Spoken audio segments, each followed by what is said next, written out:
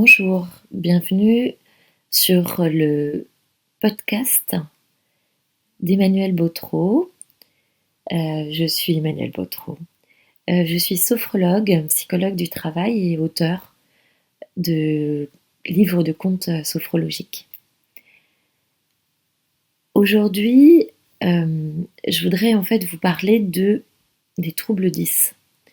J'en reçois beaucoup en fait en séance des enfants qui ont des troubles 10. Et j'ai mis en fait à disposition sur mon site facilitation.bzh des fiches qui expliquent, qui donnent en fait des conseils et puis il y a des petits exercices aussi en sophrologie. Mais je voudrais vraiment parler de ce que c'est les différents troubles 10. Tout d'abord, qu'est-ce que c'est en fait? Les enfants atteints de troubles 10 sont en fait des troubles cognitifs. Et ça a une incidence en fait sur leurs apprentissages à l'école.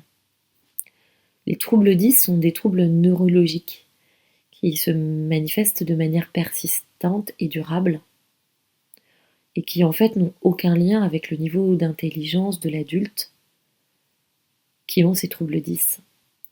Ils sont héréditaires, d'origine génétique. Ça veut dire qu'ils se transmettent. Et les troubles persistent à l'âge adulte, mais c'est possible en fait de les compenser en adoptant des stratégies. L'entourage peut le percevoir quand l'enfant a des difficultés d'apprentissage ou quand il a des difficultés dans son développement. Néanmoins, ça peut quand même être difficile de les repérer et aussi de les relier à l'enfant, enfin, à ce que l'enfant est. Il existe différents types de troubles 10. Tout d'abord, il y a la dyslexie. Selon l'OMS, l'Organisme mondial de la santé, la dyslexie relève d'une difficulté durable d'apprentissage de la lecture et de l'acquisition de son automatisme chez les enfants donc intelligents et normalement scolarisés. Il s'agit en fait d'un trouble persistant de l'acquisition du langage écrit, caractérisé par de grandes difficultés dans l'acquisition et dans l'automatisation donc des mécanismes nécessaires à la maîtrise de l'écrit. Donc la lecture, l'écriture, l'orthographe. Et selon l'OMS, la dyslexie touche également donc entre 8 à 10% des enfants. Et les garçons sont plus touchés que les filles. Ils sont 3 fois plus touchés que les filles. Comment est-ce qu'on peut reconnaître la dyslexie? Avec une inversion de lettres, une reconnaissance difficile des mots dans leur globalité, une lecture lente avec de nombreuses erreurs, une grande fatigabilité.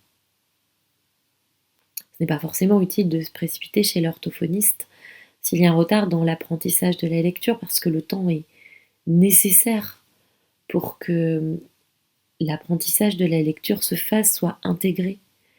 Et les facteurs, des fois certains facteurs perçus, ne peuvent être que temporaires. La dyslexie ne peut pas être diagnostiquée avant le CE2, quand la lecture devient fluide. Comme la dyslexie concerne l'acquisition de la lecture et de l'orthographe, il y a une incidence sur la compréhension générale des consignes, des problèmes de mathématiques et des différentes leçons. Ainsi, l'enfant dyslexique pourra avoir du mal à définir les exercices demandés, les interrogations et à répondre aux questions. Il pourra même être perçu comme étant dans la lune. Après la dyslexie, il y a la dysorthographie. Les enfants dyslexiques sont aussi dysorthographiés.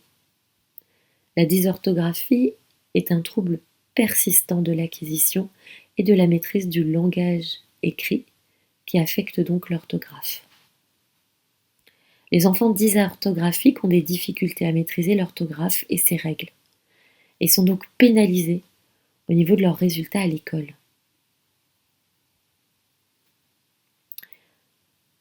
Comme trouble, 10, il y a la dyspraxie.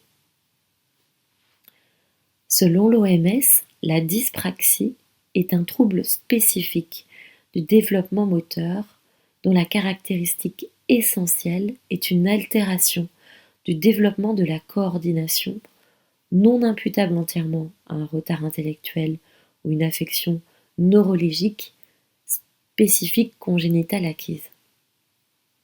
Cela concerne en fait la coordination motrice.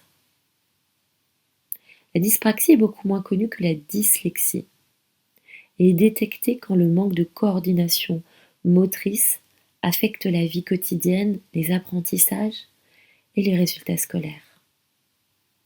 Elle a beaucoup d'incidences en fait sur la vie quotidienne.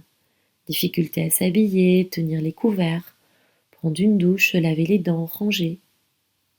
Les enfants dyspraxiques se cognent et peuvent souvent tomber. Elle a aussi des incidences sur l'apprentissage, notamment en mathématiques. La motricité fine est touchée.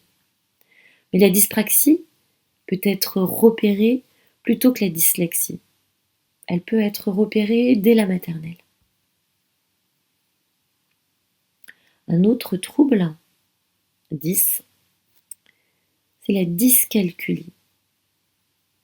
La dyscalculie, comme son nom l'indique, correspond à un trouble des apprentissages numériques. Les enfants dyscalculiques peuvent avoir des difficultés dans l'acquisition des connaissances en lien avec les chiffres, les calculs et les valeurs numériques comme le poids, la mesure. Les élèves peuvent rencontrer des difficultés transitoires dans l'apprentissage des mathématiques, sans présenter de dyscalculie. Les enfants souffrant de dyscalculie éprouvent des difficultés à traiter des nombres, mémoriser des tables et calculer ou à comprendre ce qu'est un nombre. Ils peuvent avoir aussi des difficultés à comprendre les principes de la géométrie et une déficience au niveau spatial. Dans la vie quotidienne, cela peut leur rendre difficile la compréhension de raisonnements simples, mais aussi plus complexes. Comme autre trouble, il y a la dysphasie. La dysphasie est un trouble central lié au développement du langage oral et qui apparaît dès le plus jeune âge, avec une absence de langage, puis l'apparition d'un langage simplifié. Elle peut toucher l'expression, la compréhension, ou ces deux fonctions en même temps. L'enfant dysphasique a des difficultés à se faire comprendre. La dysphasie peut être expressive avec des phrases incompréhensibles et des mots isolés, ou réceptive avec des mots juste difficiles à trouver. Néanmoins, les enfants dysphasiques ont envie d'interagir et sont bloqués, ce qui entraîne une altération des interactions avec les autres. L'enseignement est plus verbal et donc n'est pas adapté en fait aux enfants dysphasiques qui ont plus besoin d'images pour communiquer. Un AVS, auxiliaire de vie scolaire, ou un AESH, accompagnant d'élèves en situation de handicap, peut l'aider en fait à comprendre. Une fois que nous avons vu tous ces troubles 10, ce qu'il faut savoir, c'est que parfois les enfants sont multi-10, c'est-à-dire que c'est une association de différents troubles 10. Et c'est différent d'un trouble global du développement.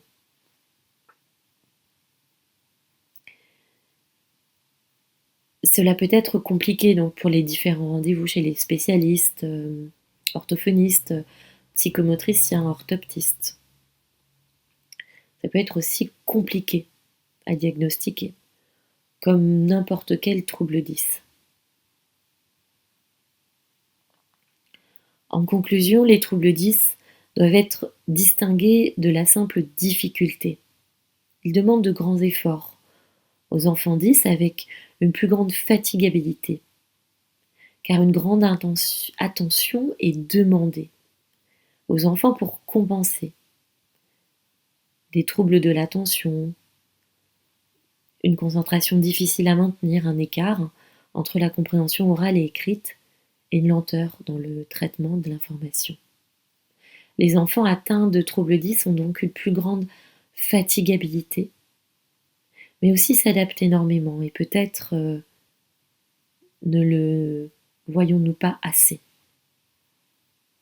Il y a différents moyens d'accompagner les enfants, les adultes, les personnes atteintes de troubles 10 pour rendre leur vie, leur quotidien plus fluide. Des sites internet existent, des livres également. Certes, il y a tout l'aspect rééducation chez le psychomotricien, chez l'orthophoniste, chez l'orthoptiste. Il y a le suivi aussi chez le psychologue. Mais parmi les solutions qui existent pour rendre la vie plus fluide, la sophrologie est une aide pour un mieux vivre au quotidien. Elle est ainsi un complément du travail qui est fait, avec des intervenants qui sont plus pointus, mais peut-être aussi avec des pédiatres, des médecins. Voilà, merci de votre attention. Je suis disponible si vous souhaitez échanger et vous pouvez aussi aller sur le site internet facilitation avec un s.bzh. Merci, au revoir.